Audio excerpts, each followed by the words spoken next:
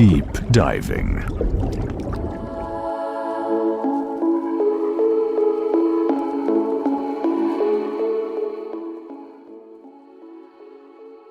Vivimos en una sociedad que aparenta estar en proceso de desintegración, pero rara vez investigamos la causa real de ese colapso.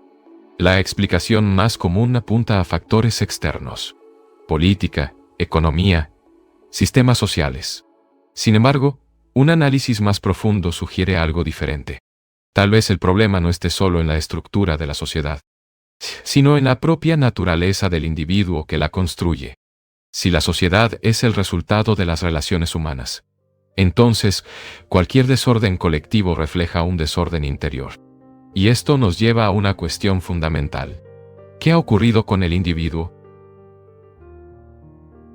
Una posible respuesta es perturbadora. El individuo ha dejado de ser creador. Con el tiempo, se ha vuelto imitativo. Hemos pasado a vivir según patrones establecidos. Creencias heredadas, sistemas sociales, tradiciones religiosas. Exteriormente, esta imitación es funcional. Aprendemos técnicas, lenguaje, habilidades. Pero psicológicamente se vuelve destructiva, porque elimina la originalidad. Y con ella, desaparece la creatividad. La mente pasa a operar como un mecanismo de repetición. Reacciona siempre dentro de estructuras ya conocidas. Y aquello que es repetitivo inevitablemente se vuelve estancado. Este estancamiento no es solo individual. Se proyecta en la sociedad en su conjunto. Una sociedad construida por mentes imitativas no puede ser creadora. Solo se reorganiza dentro de los mismos patrones. Cambia la forma, pero preserva la esencia. Y por eso, incluso después de reformas y revoluciones, el conflicto permanece, porque la raíz del problema no ha sido tocada. Existe además un factor que intensifica esta dinámica: la autoridad. Toda autoridad psicológica genera imitación. Cuando seguimos un modelo, un líder o una ideología, dejamos de investigar por nosotros mismos, y esa dependencia bloquea la creatividad. No se trata de sustituir una autoridad por otra, sino de comprender el impulso de seguir. Porque mientras exista la necesidad de dirección externa, no habrá libertad interior. Y sin libertad, no hay creación. Ante esto, surge un cambio radical en la manera de abordar los problemas. Estamos acostumbrados a buscar soluciones inmediatas. Sistemas, métodos, respuestas prefabricadas. Pero este enfoque es limitado, porque parte de ideas ya conocidas. Y lo conocido no puede resolver lo que es esencialmente nuevo. Tal vez sea necesario invertir completamente el proceso, en lugar de buscar soluciones. Comprender profundamente el problema, sin prisa, sin conclusiones. Esta forma de investigación puede llamarse negativa, no en el sentido de negación, sino de ausencia de proyección. Es una mirada libre de expectativas. Una mirada que no intenta moldear el problema, sino solo comprenderlo. Y cuando hay comprensión total, la solución está contenida en el propio problema. Tomemos ahora un ejemplo concreto: el hambre. La pregunta común es directa: ¿cuál es la solución para el hambre? Pero esta pregunta lleva consigo una suposición oculta: la idea de que un sistema podrá resolverla. Capitalismo, socialismo, comunismo. Diversos modelos ya han sido propuestos. Y sin embargo, el hambre persiste. Esto indica que el problema no es solo estructural. Los recursos existen. La tecnología existe. La humanidad ya posee capacidad suficiente para alimentar a toda la población. Y aún así, millones siguen privados de lo esencial. Entonces, ¿dónde está la verdadera causa? Una lectura más profunda sugiere que el problema es psicológico. El ser humano utiliza aquello que es necesario para la vida, como medio de expansión personal. Propiedad, alimento, recursos, posición social. Todo eso pasa a ser instrumento de poder. Y cuando el poder entra en juego, la distribución deja de ser justa. No es la escasez lo que genera el hambre. Es la distorsión de valores. la necesidad psicológica de afirmarse, de expandirse, de diferenciarse, y esa necesidad crea competencia, y la competencia crea desigualdad.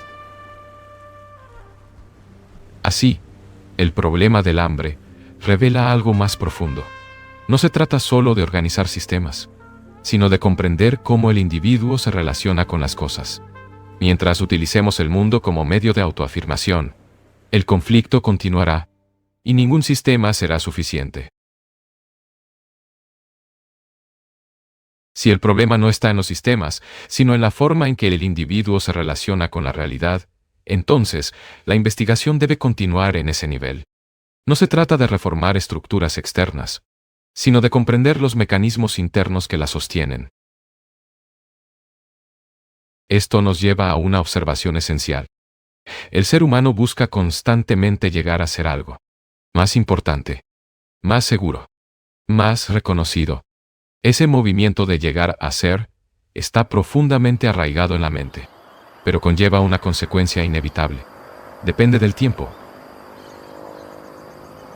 Para llegar a ser algo, es necesario un proceso, un camino, un ideal, un modelo a seguir, y, por lo tanto, surge la necesidad de autoridad, alguien que sabe, alguien que guía. Y así, una vez más, nace la imitación. Pero existe una diferencia fundamental entre llegar a ser y ser. El llegar a ser está atrapado en el tiempo. El ser está fuera de él. Cuando hay intento de transformación gradual, hay continuidad del pasado. El cambio es solo superficial. Una modificación de lo que ya existe. En cambio, el ser no depende de proceso. Ocurre cuando hay percepción directa, sin esfuerzo, sin construcción. Una transformación inmediata. Esta idea es profundamente desafiante, porque contradice toda la estructura del aprendizaje tradicional. Estamos acostumbrados a evolucionar paso a paso, pero aquí se propone algo diferente, una ruptura instantánea. Y esta ruptura no puede ser provocada por la voluntad, porque la voluntad forma parte del condicionamiento. Es solo el deseo organizado, y el deseo está siempre ligado al pasado. Entonces, ¿cómo ocurre esta transformación? No por medio del esfuerzo, ni por disciplina, sino por comprensión. Y esta comprensión surge cuando miramos el problema sin distorsión, sin buscar resultados, sin huir, solo observando. Cuando eso ocurre, hay un tipo de inteligencia en acción, una inteligencia que no es acumulativa, que no depende del conocimiento previo, sino de la percepción directa. Esta inteligencia revela algo importante, que muchos de nuestros problemas no existen de forma aislada, están sostenidos por estructuras más profundas, patrones de pensamiento, reacciones condicionadas, memorias acumuladas. Y mientras estos patrones no sean comprendidos, siguen operando, aunque intentemos cambiar externamente. Esto nos lleva a otra cuestión relevante, la naturaleza de la conciencia. La conciencia no es algo simple, está compuesta por múltiples capas, memorias, experiencias, miedos ocultos, deseos no resueltos. Todo esto forma el campo de la conciencia. Y la mayor parte de las personas vive solo en la superficie, reaccionando a estímulos inmediatos, sin percibir las capas más profundas. Estas capas ocultas influyen constantemente en el comportamiento, generan conflictos, crean problemas, y muchas veces no son reconocidas. Cuando surge un problema, intentamos resolverlo superficialmente. Analizamos, pensamos, buscamos respuestas rápidas. Pero este tipo de enfoque rara vez resuelve el problema, porque no es comprendido en su totalidad. Existe un fenómeno interesante en este proceso. A veces, cuando dejamos de pensar en el problema, La solución aparece durante el sueño o en un momento de relajación.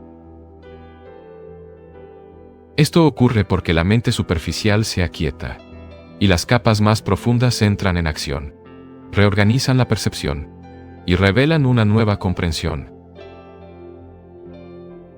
Pero esto no significa que sea necesario esperar, ni depender del inconsciente. Si la mente está abierta, sin resistencia, es posible comprender el problema directamente, sin intermediarios.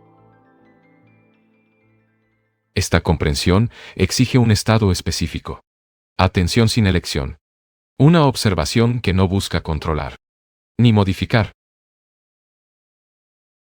En ese estado, la mente está en contacto directo con el problema, y, por lo tanto, es capaz de comprenderlo completamente.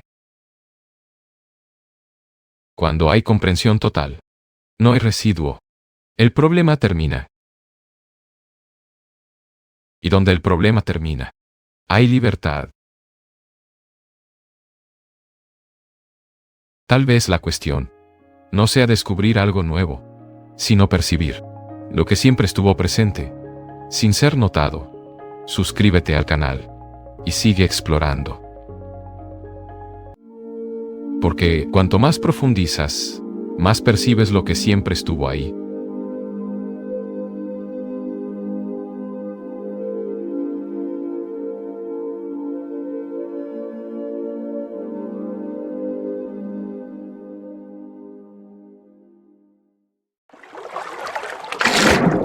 Deep diving.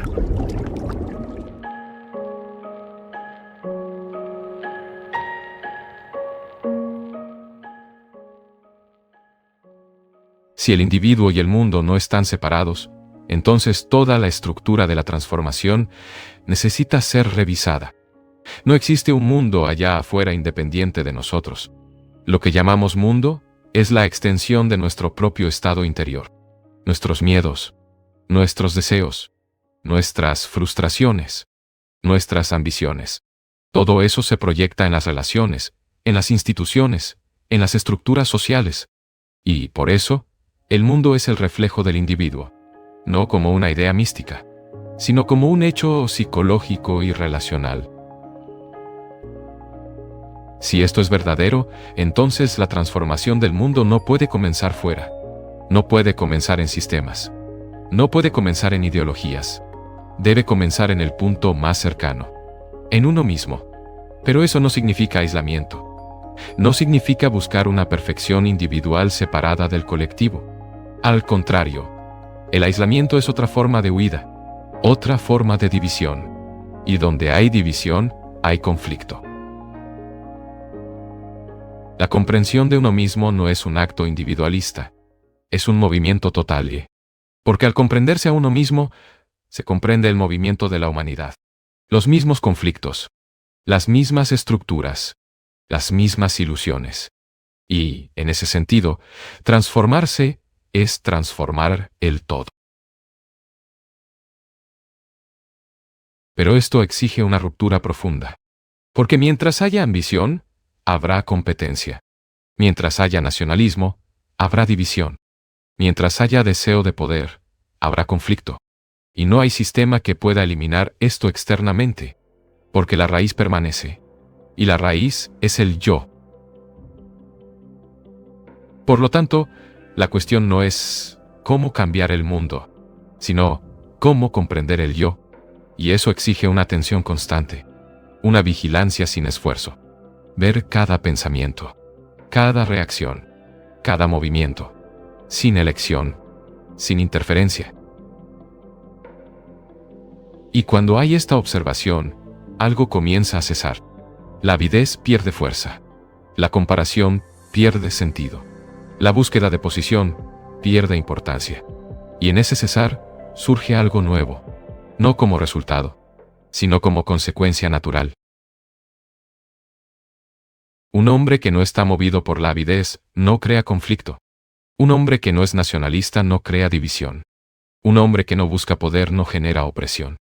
Y ese hombre, inevitablemente, transforma el ambiente a su alrededor. No por intención, sino por su propia cualidad de ser. Esto revela algo esencial. No existe un mecanismo para la transformación. No existe un método. No existe un sistema. Porque cualquier mecanismo pertenece al campo del pensamiento. Y el pensamiento es limitado, condicionado, fragmentado. La transformación real no es mecánica, es orgánica. Ocurre cuando hay comprensión. Y la comprensión no sigue reglas. No puede ser enseñada. No puede ser repetida. Esto nos lleva a otra investigación. La idea de continuidad. Queremos continuar. Queremos permanecer. Queremos llevar adelante lo que somos. Nuestra identidad, nuestras memorias, nuestras conquistas. Pero, ¿qué es eso que quiere continuar? El yo está compuesto de memoria, experiencias acumuladas, identificaciones, pensamientos. Y ese conjunto crea la sensación de continuidad. Pero esa continuidad no es renovación, es repetición. Todo aquello que continúa se deteriora, se desgasta, pierde vitalidad, porque está atrapado en el pasado. Y el pasado no puede generar lo nuevo. Solo puede repetirse a sí mismo, en formas distintas, pero aún así, repetición. La renovación solo ocurre cuando hay fin, cuando algo termina completamente, sin continuidad, sin residuo, sin memoria. Esto es profundamente contraintuitivo, porque hemos sido condicionados a buscar continuidad, a acumular, a preservar. Pero lo nuevo no nace de la acumulación, nace del fin. Cuando un problema termina completamente, hay claridad. Pero mientras siga siendo alimentado por la memoria, se prolonga indefinidamente. Y esto se aplica a todo. A los conflictos, a los miedos, a los dolores. Lo mismo se aplica a la vida y a la muerte. No son opuestos. No están separados. Son un solo movimiento. Porque vivir plenamente implica morir a cada instante al pasado. No cargar. No acumular. No aferrarse. Morir, en ese sentido, no es el fin biológico. Es el fin psicológico. El fin de la continuidad. El fin del yo como memoria acumulada. Y en ese morir constante, hay renovación constante. Cada momento es nuevo. Cada percepción es nueva. Cada acción es nueva. Porque no está contaminada por el pasado. Pero eso solo es posible cuando no hay apego a la continuidad. Cuando no hay búsqueda de permanencia. Cuando no hay miedo al fin. Ahora surge una cuestión fundamental. ¿Por qué vivimos en constante lucha? ¿Por qué la existencia parece ser una batalla continua? Contra nosotros mismos. Contra los otros. Contra aquello que somos. Porque vivimos en el movimiento del devenir, siempre intentando convertirnos en algo. Más exitosos. Más virtuosos. Más realizados. Y ese movimiento crea conflicto.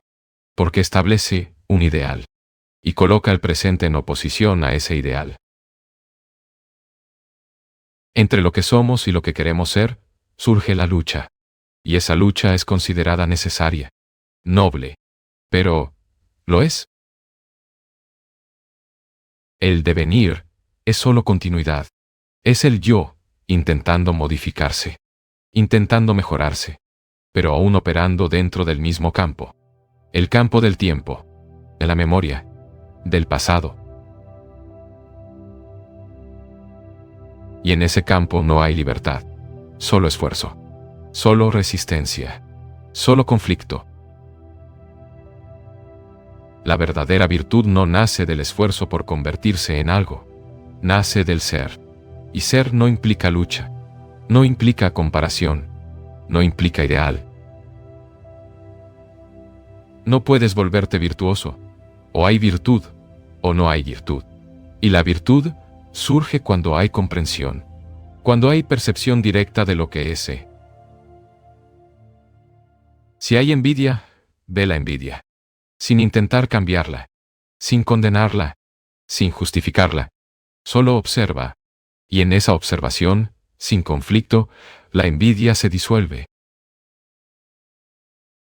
Pero si luchas contra ella, la fortaleces, porque fortaleces al yo que lucha, y el yo es el propio centro del conflicto.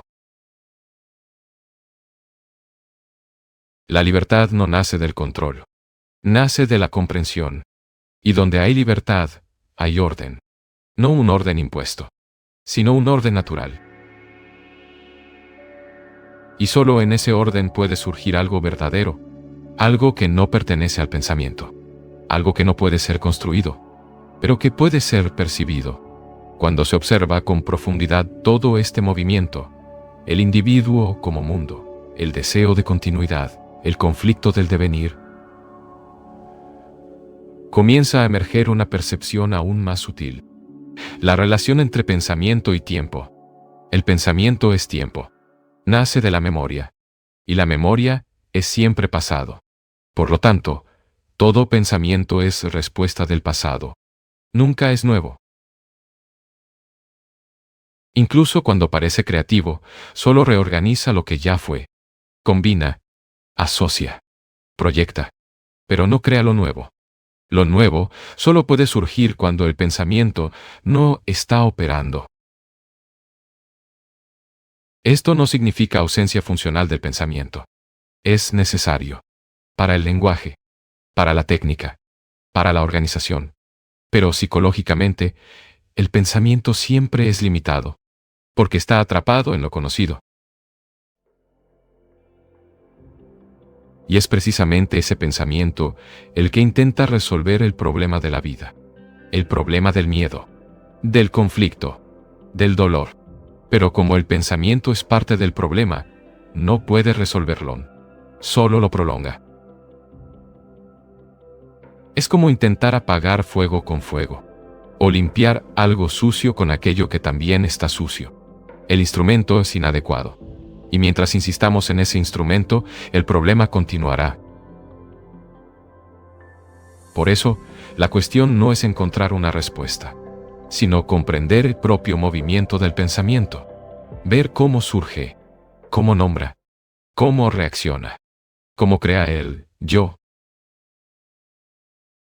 Porque el yo no es una entidad fija, es un proceso, un movimiento continuo de identificación, de memoria, de reacción. Cuando hay una sensación, el pensamiento interviene, da nombre, clasifica, registra, y a partir de ese momento, eso pasa a formar parte del yo, se almacena, se repite, se reconoce. Sin ese proceso de nombrar, la experiencia termina, no se acumula, no se convierte en memoria psicológica. Y, por lo tanto, no hay continuidad del yo. Esto revela algo extraordinario. El yo depende del tiempo, depende de la continuidad, depende de la memoria. Y cuando ese movimiento cesa, el yo deja de operar de la misma manera. Pero esto no puede ser practicado. No puede convertirse en método. Porque el método implica repetición. Y la repetición es tiempo. Y el tiempo es continuidad. Estamos entonces ante algo paradójico. Queremos cambiar. Pero cualquier intento de cambio refuerza el proceso que queremos transformar. Porque parte del mismo centro. Del mismo yo. Por lo tanto, la única posibilidad real de transformación está en la observación sin elección, sin dirección, sin objetivo, solo observar. Observar el miedo sin intentar superarlo. Observar la envidia sin intentar eliminarla. Observar el apego sin intentar sustituirlo. Y en esa observación, algo completamente distinto ocurre. El observador y lo observado dejan de estar separados, porque el observador está hecho del mismo material, del mismo pensamiento, de la misma memoria. Y cuando esa división termina, hay un tipo de percepción que no está fragmentada, no es parcial, es total. Esa percepción no pertenece al pensamiento, no pertenece al tiempo. Es inmediata, directa, completa. Y en esa percepción, el problema se disuelve, no porque haya sido resuelto, sino porque deja de ser alimentado. Eso es el fin del conflicto, no a través del esfuerzo, sino a través de la comprensión. Y cuando el conflicto termina, hay energía. Una energía que antes estaba atrapada en la lucha, en la resistencia, en el intento de convertirse en algo. Esa energía es esencial, porque es la base de una mente viva, atenta, sensible. Y en esa cualidad de atención surge algo que no puede ser cultivado, no puede ser buscado, pero puede ser percibido. Una mente silenciosa, no forzada, no controlada, sino naturalmente silenciosa, porque ha comprendido el movimiento del ruido. Y en ese silencio hay algo completamente diferente, algo que no pertenece a lo conocido, que no puede ser descrito, que no puede ser medido. Quizá podamos llamarlo verdad, o realidad, o incluso amor. Pero cualquier palabra es insuficiente. Porque esto no es algo que el pensamiento pueda contener. Y quizá sea exactamente eso lo que estamos buscando. No conscientemente, sino profundamente. Pero mientras buscamos, no encontramos. Porque la búsqueda es movimiento del pensamiento. Y el pensamiento nunca llega a lo nuevo. Lo nuevo solo surge cuando la búsqueda termina, cuando hay silencio, cuando hay fin. Y en ese fin, hay comienzo. Lo que escuchaste aquí, no termina aquí, continúa, en la forma en que observas lo que viene después. Suscríbete al canal y sigue este viaje. Porque cuanto más profundizas, más percibes lo que siempre estuvo ahí.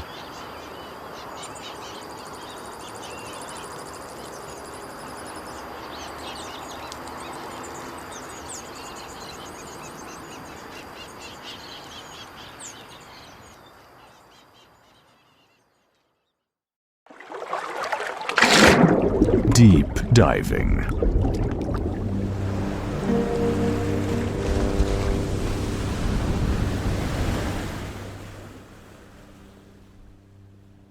Una idea profundamente arraigada guía silenciosamente la vida humana.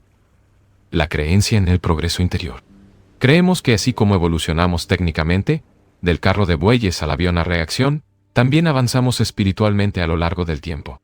Pero, ¿es esto realmente cierto? ¿O esta noción de progreso psicológico es solo una construcción de la mente, un intento de hacer lo desconocido más confortable? La introducción de esta duda no es trivial. Por el contrario, revela una ruptura importante con el pensamiento común.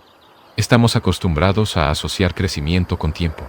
Aprendemos, acumulamos experiencias, desarrollamos habilidades, y entonces trasladamos esa lógica al campo espiritual, suponiendo que la verdad o Dios pueden alcanzarse gradualmente, a través de un proceso continuo.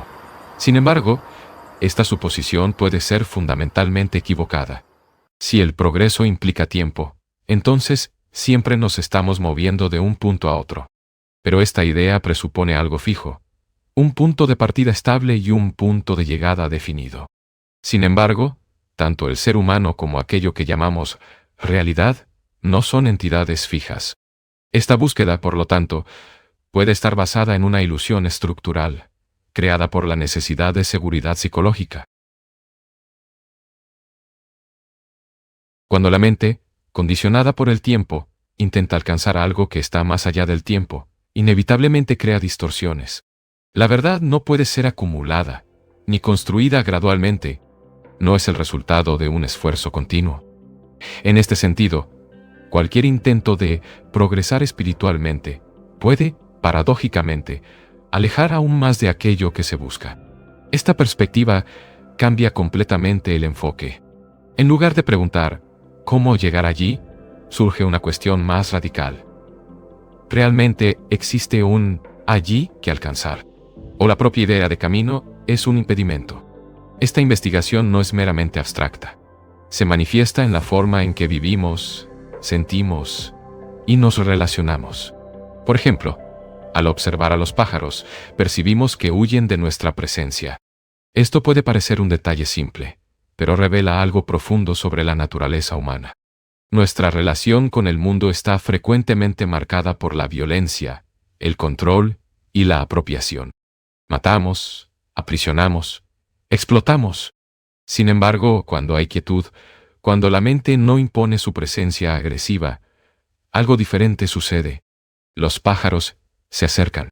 La naturaleza se revela. Hay una cualidad de atención que no interfiere, no domina, sino que simplemente observa. Esta capacidad de observar sin interferir exige una cualidad rara: paciencia. No una paciencia disciplinada, forzada, sino una quietud natural, libre de intención. Y esta quietud está directamente ligada a la comprensión de uno mismo. Al explorar la naturaleza humana más profundamente, surge otra cuestión esencial. ¿Existe realmente una diferencia fundamental entre las personas? Superficialmente, sí. Diferimos en apariencia, cultura, conocimiento, lenguaje. Pero, en un nivel más profundo, compartimos las mismas estructuras psicológicas: miedo, deseo, búsqueda de seguridad, necesidad de amor. Estas similitudes fundamentales son frecuentemente ocultadas por las diferencias superficiales. Y es esta fragmentación la que genera conflicto, división y sufrimiento.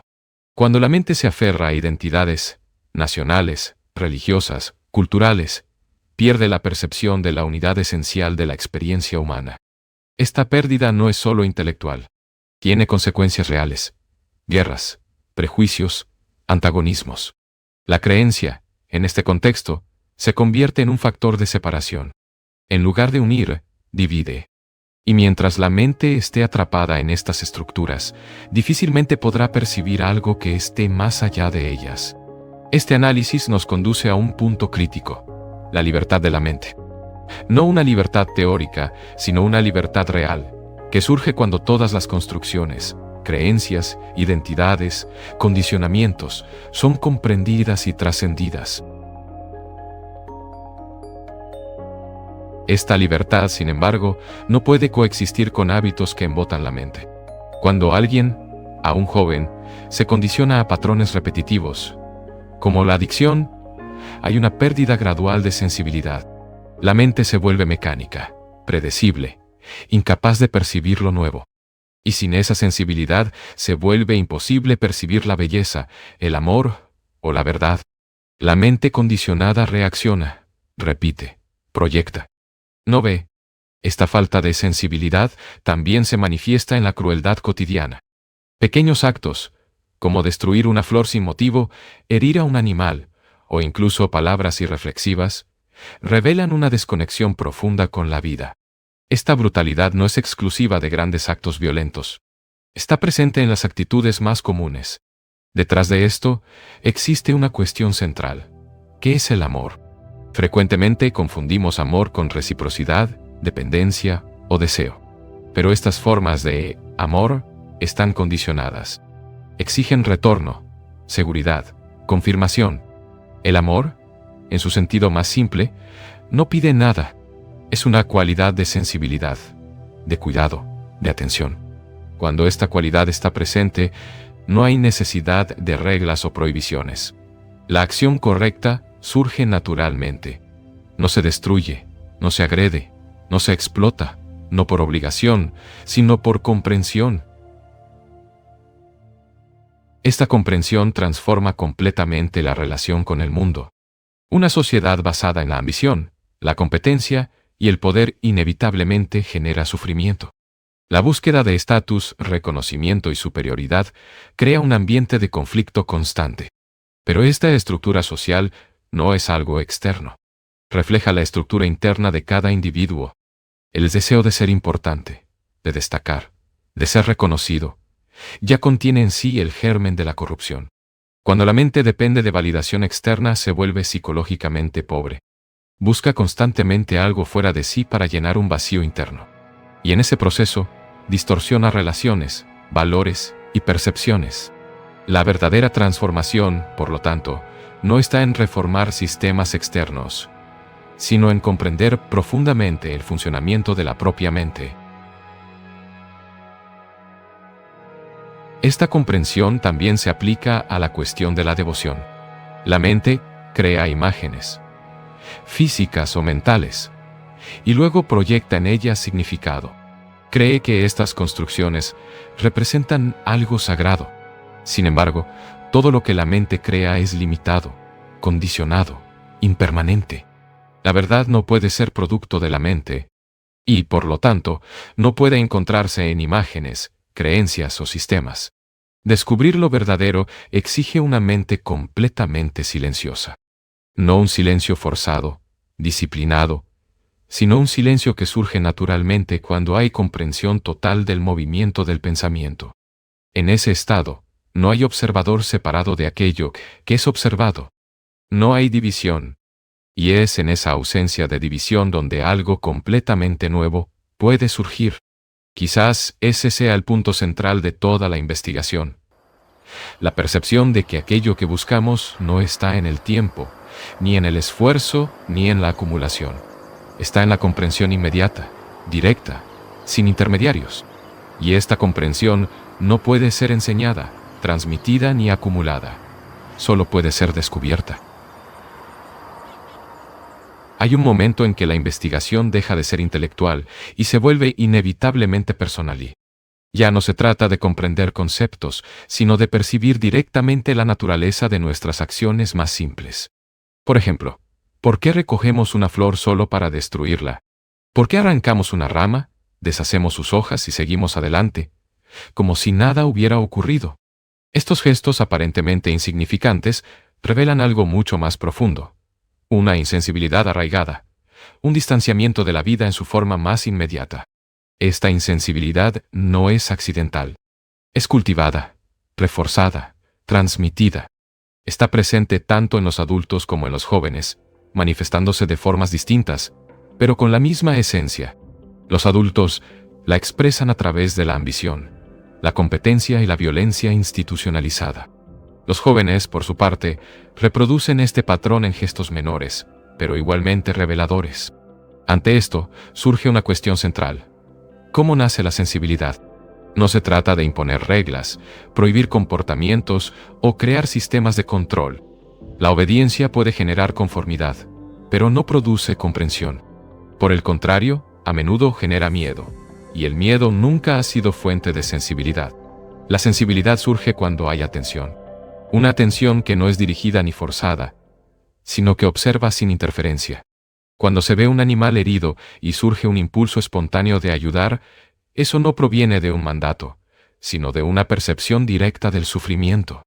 Esta cualidad de percepción transforma la acción. No hay esfuerzo en ser bueno. La acción correcta emerge naturalmente.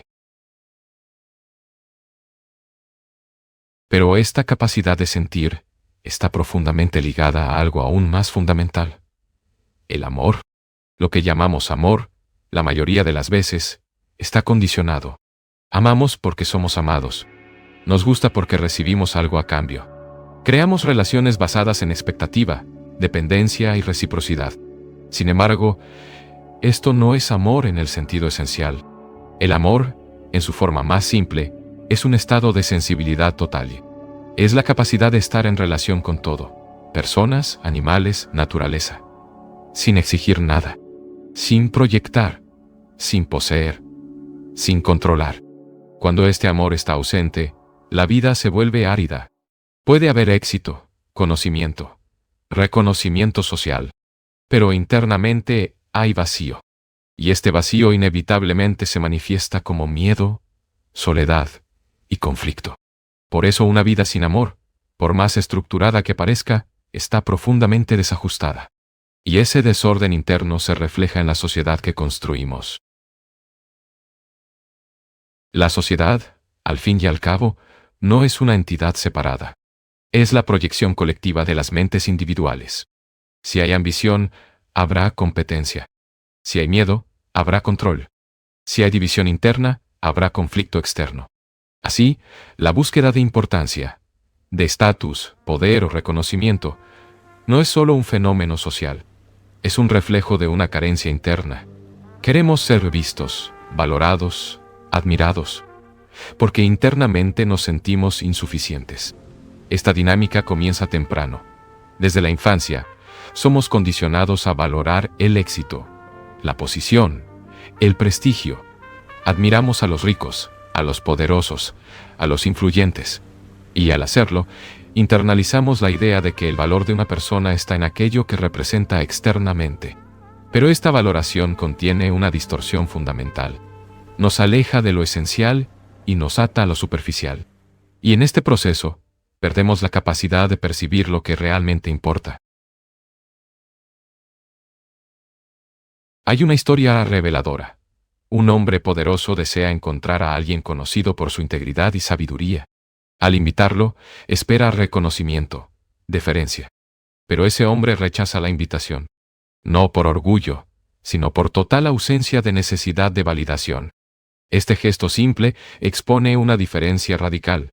Mientras la mayoría busca ser vista, reconocida y exaltada, hay quienes no dependen de eso. Son, por así decirlo, completos en sí mismos. Esta plenitud no es resultado de conquista, sino de ausencia de dependencia. No hay necesidad de aprobación, de aplauso, de posición. Y, precisamente por eso, hay una cualidad de libertad. En contraste, la mente que busca constantemente reconocimiento está atrapada. Depende de la mirada del otro, de la opinión ajena, de la confirmación externa. Y esa dependencia genera inestabilidad, ansiedad y miedo.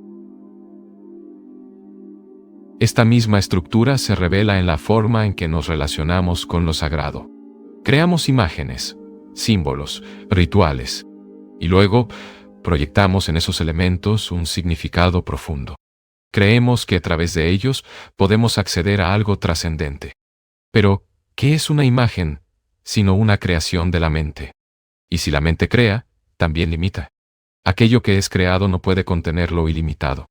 La mente, al proyectar una imagen y creer en ella, está esencialmente relacionándose consigo misma. Crea y luego responde a su propia creación. Y en ese proceso, permanece atrapada en un ciclo cerrado. Por lo tanto, la cuestión no es si la imagen es verdadera o no. La cuestión es comprender el mecanismo de la creación. Ver cómo la mente construye, proyecta y cree. Esta comprensión disuelve la necesidad de intermediarios. Pero quizás el punto más sutil de esta investigación está en la propia observación de la mente. Cuando intentamos observar nuestros pensamientos, a menudo desaparecen. Surge entonces una dificultad. ¿Quién observa? ¿Existe un observador separado del pensamiento? ¿O es el propio pensamiento el que crea la ilusión de un observador? Esta división, entre quien ve y lo que es visto, puede ser una construcción artificial, un producto del propio pensamiento. Y mientras esta división exista, habrá conflicto, esfuerzo, intento de control. Pero cuando hay solo observación, sin observador, algo diferente sucede. No hay interferencia, no hay juicio, hay solo percepción directa. Y en esa percepción, la mente naturalmente se aquieta. Este silencio no es resultado de disciplina. No es producido. Surge cuando el movimiento del pensamiento es comprendido en su totalidad. En ese estado de quietud, no hay búsqueda, no hay dirección, no hay esfuerzo por alcanzar algo. Y, paradójicamente, es en ese estado donde aquello que no puede ser buscado, puede ser percibido. Quizás, eso es lo que se señala a lo largo de toda esta investigación. Que la verdad no está en el camino, en el tiempo o en la práctica. está en el cese del movimiento que intenta alcanzarla. Y ese cese no es un acto de voluntad, es el resultado natural de una comprensión profunda. Así, la pregunta final permanece abierta, no como algo a ser respondido, sino como algo a ser vivido. ¿Qué sucede cuando la mente deja de buscar? Existe un punto en el que toda búsqueda de respuestas comienza a revelar su propia limitación. No porque las preguntas sean inadecuadas, sino porque la mente que pregunta está condicionada a buscar soluciones dentro de un campo que ella misma ha construido. Y en ese campo, todo lo que encuentra son extensiones de sí misma. Cuando alguien pregunta sobre Dios, la verdad o la devoción, generalmente ya lleva consigo una serie de supuestos. Imagina que existe algo fijo, definido, alcanzable. Supone que, a través de prácticas, creencias o rituales, será posible llegar a ello. Pero esta misma estructura de búsqueda puede ser el obstáculo. El mundo está lleno de opiniones. Cada persona afirma algo distinto. Cada tradición sostiene su propia versión de lo sagrado. Sin embargo, la opinión no es verdad. La opinión cambia, se adapta, se contradice. La verdad, si existe, no puede depender de la creencia, del número o de la autoridad. Por lo tanto, surge una exigencia radical: descubrir por uno mismo. Esto no significa rechazar todo ciegamente, ni aceptar todo pasivamente. Significa observar directamente, sin intermediarios. Ver cómo funciona la mente, cómo crea imágenes, conceptos, interpretaciones. La mente posee una capacidad extraordinaria. Construye puentes, desarrolla tecnologías, organiza sistemas complejos. Pero esa misma mente también crea ilusiones. Proyecta imágenes de lo que considera divino y luego pasa a venerarlas. Este proceso es sutil. La mente crea un símbolo, una estatua, una idea, una representación, y luego invierte en él significado. Cree que, al conectarse con ese símbolo, se está conectando con algo más allá de sí. Pero, en realidad, solo se está relacionando con su propia creación. Esto no significa que el símbolo sea incorrecto. Significa que es limitado. Y lo limitado no puede contener lo ilimitado. Así la cuestión deja de ser, ¿dónde está Dios? Y pasa a ser, ¿qué está haciendo la mente cuando busca a Dios? Al observar este movimiento, se vuelve evidente que la mente busca seguridad. Quiere algo permanente, estable, confiable. Y para ello, crea estructuras, creencias, imágenes, sistemas, que le dan una sensación de estabilidad. Pero esta estabilidad es ilusoria, porque todo lo que la mente crea está sujeto al tiempo, y aquello que está en el tiempo no puede ser eterno. Por lo tanto, cualquier intento de alcanzar lo eterno a través del tiempo está destinado a la contradicción. Esta percepción no es solo filosófica. Tiene implicaciones directas en la forma en que vivimos. Cuando dependemos de creencias para sentirnos seguros, nos volvemos defensivos. Protegemos nuestras ideas, resistimos el cuestionamiento, creamos divisiones. Y así, aquello que debería dar sentido termina generando conflicto. Esta misma estructura aparece en la observación de la propia mente. Cuando intentamos observar nuestros pensamientos, surge una división. Por un lado, el observador, por otro, lo observado. Parece haber alguien que ve y algo que es visto. Pero, ¿esa división es real? ¿O es el propio pensamiento el que crea esa separación? Si investigamos cuidadosamente, veremos que el pensador no existe independientemente del pensamiento. Es creado por el propio proceso de pensar. Primero está el pensamiento, luego surge la idea de un yo que piensa. Esta división genera conflicto. El yo intenta controlar el pensamiento, disciplinarlo, modificarlo. Pero, en realidad, ambos son partes del mismo movimiento. Cuando esto se ve con claridad, la división comienza a disolverse. Y, con el fin de esta división, ocurre algo extraordinario. La observación se vuelve pura. No hay interferencia, no hay juicio, no hay intento de cambio. Hay solo percepción directa. En ese estado, la mente no está ocupada.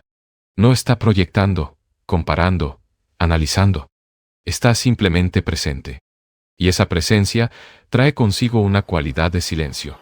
No el silencio impuesto, sino el silencio que surge naturalmente cuando el pensamiento encuentra sus propios límites.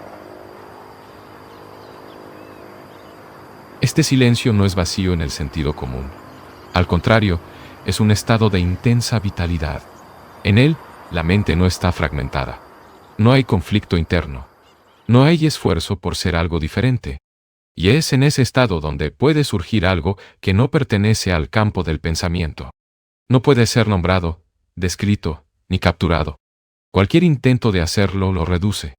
Tal vez eso es lo que se llama verdad, o Dios, o belleza. Pero estas palabras son solo indicaciones. No son la cosa en sí. Ante esto, toda la estructura tradicional de búsqueda comienza a perder sentido. No hay camino, porque no hay distancia que recorrer. No hay método, porque no hay algo que alcanzar. No hay tiempo, porque aquello que se busca no está en el tiempo. Queda solo la observación. Una observación que no elige, no juzga, no interfiere. Y en esa observación, la propia mente se transforma. Quizás, entonces, la cuestión no sea cómo encontrar la verdad, sino algo mucho más simple y, al mismo tiempo, mucho más profundo. ¿Qué sucede cuando toda búsqueda llega a su fin? Cuando la búsqueda llega a su fin, algo inesperado puede ocurrir. Ya no hay movimiento hacia un objetivo, no hay intento de alcanzar, de convertirse, de conquistar. Y sin embargo, este fin no es un vacío negativo ni un estado de apatía. Por el contrario, puede revelar una cualidad de atención que jamás estuvo presente mientras la mente estaba ocupada buscando. Durante toda la vida, hemos sido condicionados a buscar. Buscar éxito, seguridad, reconocimiento, iluminación. Este movimiento constante crea una tensión continua. La mente nunca está donde está. Siempre está proyectada hacia el futuro, intentando convertirse en algo distinto de lo que es. Pero cuando este movimiento cesa, no por decisión o disciplina, sino por comprensión, surge un estado completamente distinto. No hay esfuerzo, no hay dirección, solo hay presencia. Y esta presencia no es algo que pueda cultivarse. No es resultado de práctica. Aparece cuando el movimiento de la búsqueda es comprendido en su totalidad. Esta comprensión no es intelectual. No se trata de aceptar una idea o estar de acuerdo con un concepto. Se trata de ver directamente, sin distorsión, cómo opera la mente. Ver cómo crea imágenes, cómo proyecta expectativas, cómo busca seguridad en estructuras que ella misma ha construido. Ver cómo se divide en observador y observado, creando conflicto interno. Ver cómo se aferra a creencias, hábitos e identidades. Esta observación, cuando es completa, no deja espacio para la ilusión. Y cuando la ilusión se disuelve, ya no hay necesidad de búsqueda. En este punto, surge una cualidad de simplicidad que no puede fabricarse. La mente, que antes era compleja, fragmentada, llena de contradicciones, se vuelve directa. Ya no hay capas de interpretación. Ya no hay necesidad de justificar, explicar o defender. Esta simplicidad no es pobreza, es claridad. Y en esa claridad hay una sensibilidad extraordinaria. Cada sonido, cada movimiento, cada relación se percibe con intensidad. No porque haya esfuerzo por percibir, sino porque no hay interferencia. Esta sensibilidad está profundamente ligada al amor. No al amor condicionado, que depende de reciprocidad o expectativa, sino a un estado de relación directa con todo lo que existe. Cuando hay esta cualidad de amor, la acción es naturalmente correcta. No hay necesidad de reglas, de moralidad impuesta, de disciplina rígida. La mente sensible no destruye, no agrede, no explota. No por obligación, sino porque ve. Y ver, en este sentido, es actuar.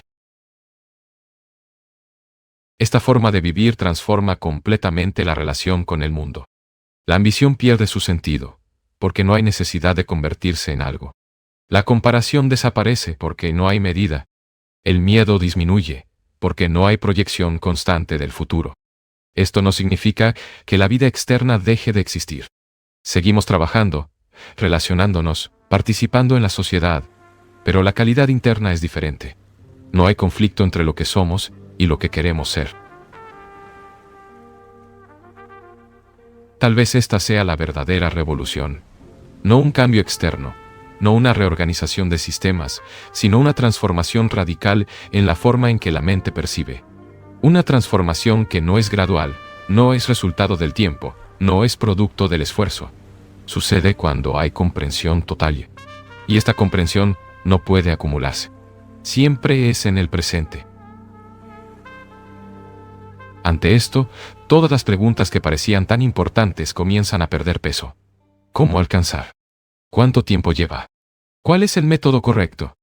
Estas preguntas pertenecen a una mente que aún está buscando. Pero cuando la búsqueda termina, solo queda otra forma de mirar. Una forma de mirar que no busca respuestas, sino que está abierta a lo que es. Y quizás sea en esa mirada, simple y silenciosa, donde aquello que no puede ser buscado se revela. No como un logro, no como un resultado, sino como algo que siempre estuvo presente, pero que no podía verse mientras había esfuerzo por ver. Así, la investigación no termina con una conclusión. Permanece abierta, viva, sin dirección, sin fin. Tal vez estás buscando respuestas, pero lo importante puede estar en cómo observas y en lo que aún no ves. Suscríbete al canal y sigue explorando. Porque cuanto más profundizas, más percibes lo que siempre estuvo ahí.